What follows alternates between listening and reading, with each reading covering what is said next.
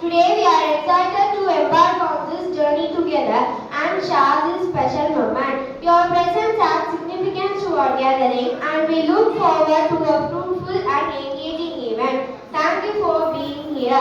Today I want to talk about why extracurricular activities are important. School is not just about studying, it is also about learning life skills. Extracurricular activities like sports, music, art and debate help us grow in different ways. They teach us teamwork, time management and confidence. Extracurricular, any event that you participate outside of your regular academic work, they can be anything from sports club or to volunteering and part-time work. Yoga, the term yoga that means union and processing, the connection between mind, body and spirit. Through yoga, we learn mindfulness, strengthen our bodies and discover inner peace. Let's embrace this day to explore how yoga transforms us and enhances our overall well-being. Karate. Karate teaches respect for others and for oneself. Karate teaches to face challenges, courage and to constantly improve self.